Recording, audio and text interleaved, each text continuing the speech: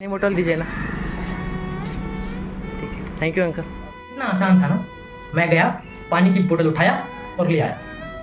लेकिन यही चीज 100 वर्ष पहले दलितों के साथ, गरीब लोगों के साथ नहीं होती थी। चाहे वो कितना भी गरीब हो, वो चाहे जितना भी अमीर हो, अगर वो दलित है, वो चमार है, उसके साथ जो व्यवहार होता था वो एक निंदनीय था। मैं तो गया और पानी लेकर के आ गया, क्योंकि आज हम 2025 के भारत में जी रहे हैं। हम 1925 के भारत पे जाते हैं, जहाँ पे दलितों को पानी पीने के लिए अपना हाथ आगे करना पड़ता था, तब उन्हें पानी प्राप्त होता था। जीवन को उन्होंने व्यतीत इस जीवन को व्यतीत करके, इतनी पीड़ा को झेलने के बाद भी किसी बच्चे के अंदर भारत के लिए जोश हो, शिक्षा के लिए जोश हो, तो वो हमारे बाबा साहब अम्बेडकर ही हो सकते हैं।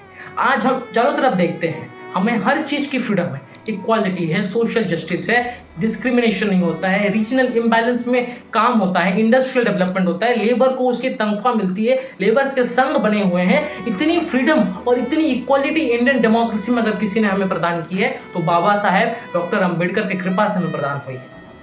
हम सोचते हैं बाबा साहब ने सिर्फ दलितों के लिए किया, अगर दलितों के लिए किए होते तो आज हमारी बेटियां हर क्षेत्र में आगे नहीं बढ़ पाती, पुरुषों से कम्पीट नहीं कर पाती। अगर बाबा साहब ने सिर्फ दलितों के लिए किया होता तो आज हम आराम से खुली जिंदगी नहीं जी सकते थे। भारत में डेमोक्रेसी नहीं, डिक्टेटरशिप होती। वो पहले व्यक्ति थे जिन्होंने यूनिवर्सल एडल्ट फ्रेंचाइजी का हमें एक आइडिया दिया, हमारा प्रपोजल पेश किया। उन्होंने हमें सोशल इक्वालिटी प्रदान की, हमें राइट टू लिव दिया, राइट टू प्रैक्टिस रिलीजन दिया। उन्होंने हर प्रकार की सुविधाएं भारत के हर व्यक्ति को प्राप्त करवाई। तो आज इस महान व्यक्ति को हम क्यों भूलेंगे? इस महान व्यक्ति को हमें हर क्षण याद करना चाहिए, जिसकी वजह से हम एक फ्रीडमफुल लाइफ जी पा रहे हैं। हमें उस व्यक्ति को सलाम करना चाहिए जिसने शिक्षा की अग्नि जलाई, हर बच्चे के अंदर एक शिक्षा का जोश चलाया। क्योंकि हम मिडिल क्लास लोगों के लिए, गरीबों के लिए कोई साधन नहीं है, सिर्फ शिक्षा ही हमारा सबसे बड़ा अस्त्र है।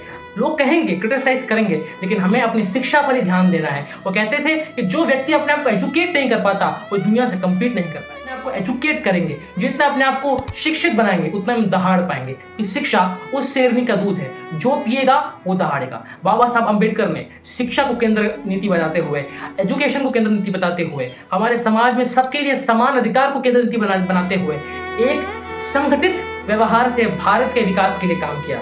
इसीलिए हम उन महान व्यक्ति को आज इस पावन दिन पर याद करते हैं।